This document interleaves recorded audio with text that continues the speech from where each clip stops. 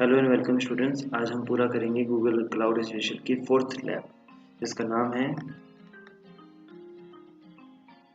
Kubernetes engine quick start. सबसे पहले हमारे को ये पता होना चाहिए कि कुबरनेटिस इंजन होता क्या है।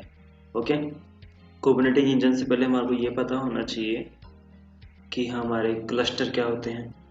क्लस्टर से पहले हमें ये पता होना चाहिए हमारे नोड्स क्या होते हैं।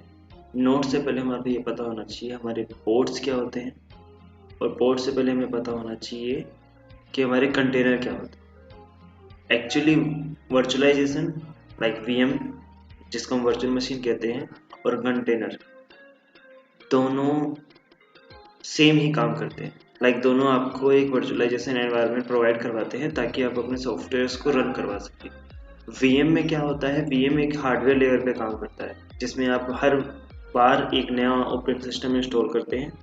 कंटेनर ठीक इसका उल्टा होता है, इसमें सॉफ्टवेयर का वर्चुअलाइजेशन होता है। आपने लाइनक्स सॉफ्टवेयर डाला तो अब आप उसको ऐसे यूज़ करेंगे कि हर बार जब भी आप नया सॉफ्टवेयर नई सर्विसेज इंक्लूड करना चाहते हैं, कोई नई वेबसाइट इंक्लूड करना चाहते हैं, तो उसकी एक पर्टिकुलर लाइब्रेरी रन करेंगे। उससे क्या होगा, आपकी switching between OS operating system आपको करनी नहीं पड़ेगी और एक ही ऑपरेटिंग सिस्टम के बहुत सारे भाग बन जाएंगे। ये हो गया आपका कंटेनर। अब अपन समझते हैं पोर्ट्स क्या होते हैं।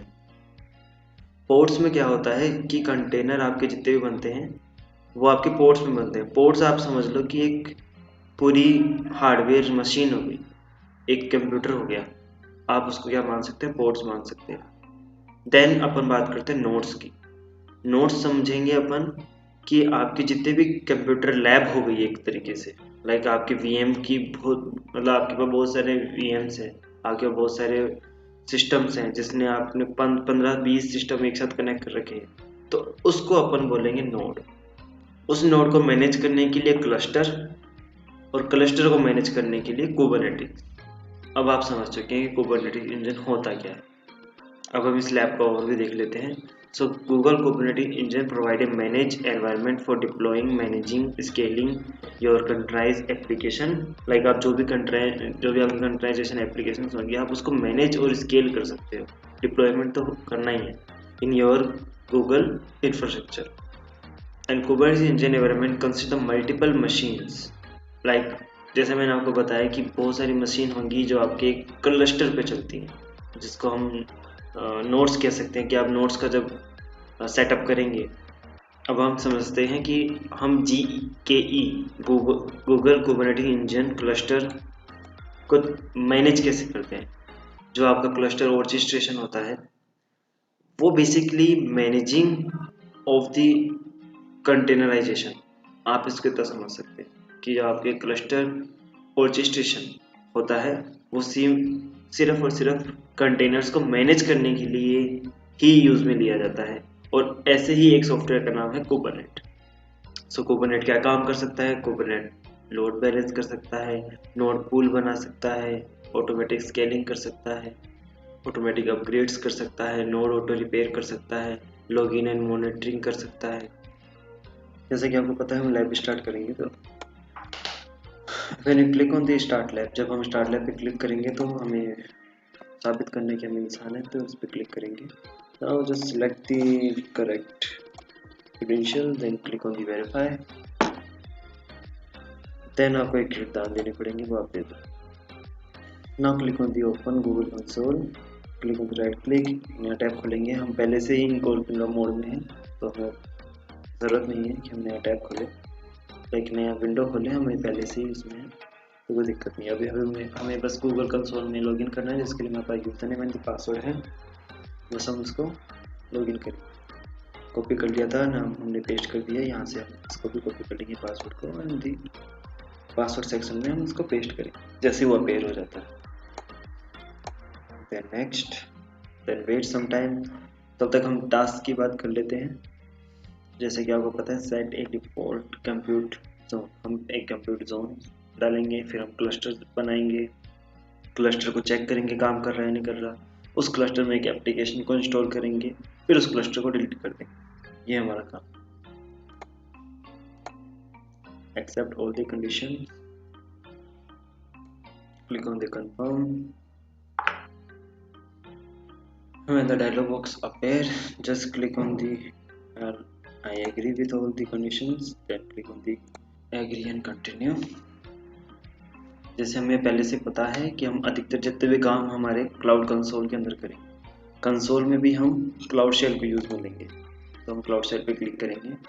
सो वैसे आप कंप्यूटर इंजन में जाकर आप वीएम बनाएं, उससे अच्छा है अपन कुछ कमांड्स को याद ही कर लें जो हमें बार बार यूज में आने वाली है, तो बस उससे हम हमारा जो वीएम है बना सकते हैं। तो सेम हमारी एक प्रोसेस है कि पहले हमें एक कंप्यूट जोन सेलेक्ट करना है, तो हम वो सिलेक्ट कर लें। अगर आपने पहले से ही प्रोजेक्ट आईडी को सिलेक्ट कर रखा है, कई बार ये डिफ़ॉल्ट सेलेक्ट होती है, कई बार हमें खुद को करना पड़ता है। क्लिक एंटर, ये देखो ऑटोमेटिकली इसने कंप्यूट जोन ले लिया। कभी अगर वो नहीं आती है तो आपको बस ये कमांड कॉपी करनी है, gcloud compute set project then project id। हाँ, उसने नहीं लिया, बस वापस से हम पेस्ट करेंगे इसको।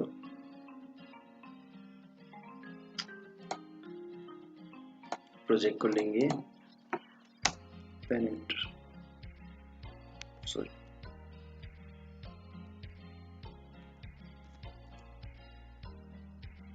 यस, प्रोजेक्ट सेलेक्ट हो गया हमारा। अब हम कमांड को रन करेंगे जो आपकी कंप्यूटर जोन वाली थी।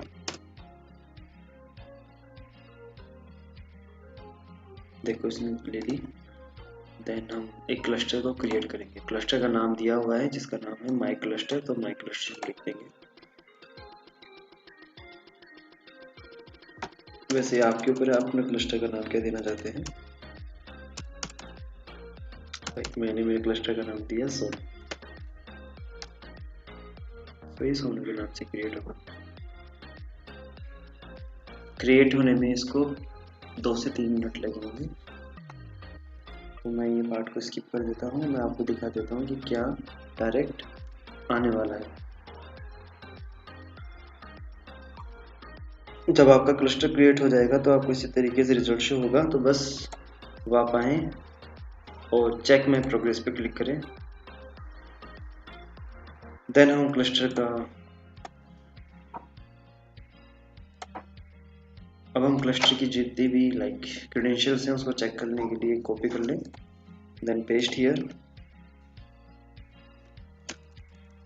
क्लस्टर नेम को काट के जो भी क्लस्टर का आपने खुद में नाम डाला है वो डाल दें। उसने फैच कर लिया डेटा कि हाँ मैं फैच कर पा रहा हूँ। अब हम क्लस्टर में एक एप्लीकेशन डिप्लॉय करेंगे, तो कॉपी दी एप्लीकेशन। तो हम डिप्लॉयमेंट पार्ट में आ चुके हैं। Click here, paste the command, then enter. Cluster deploy हो गया, सेम आउटपुट आ रहा है अपने पास। प्रोग्रेस को चेक करेंगे, कभी कभी इसमें टाइम लग जाता है तो एरर आने पर टेंशन मत ले, एक बार थोड़ी देर इंतजार कर लो, उसके बाद चेक करें।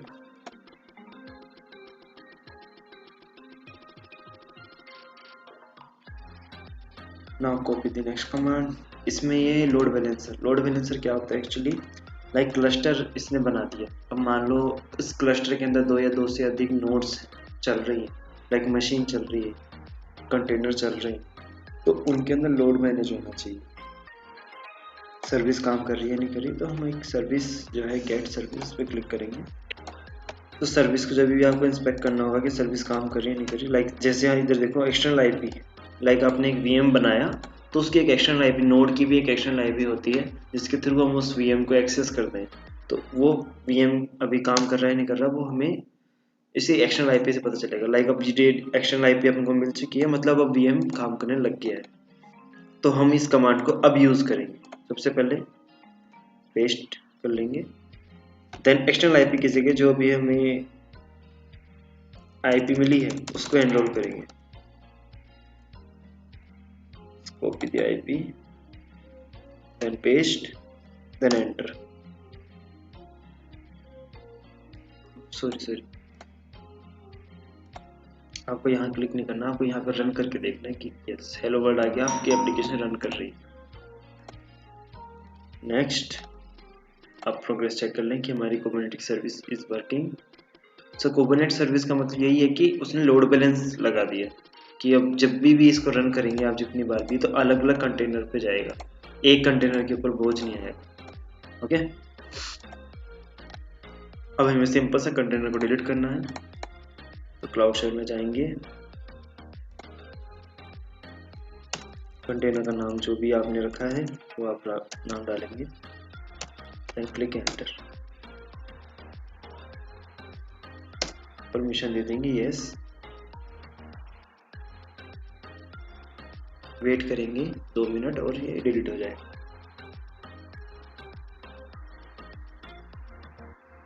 हम यहाँ वेट करेंगे जब तक क्लस्टर डिलीट नहीं हो जाता है, तो ये 1 से 2 मिनट लेंगे।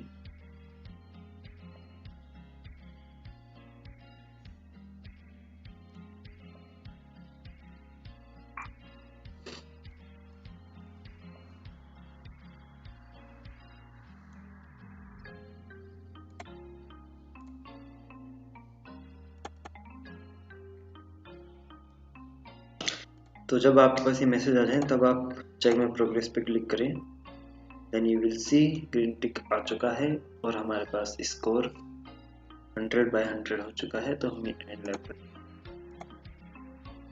Thank you.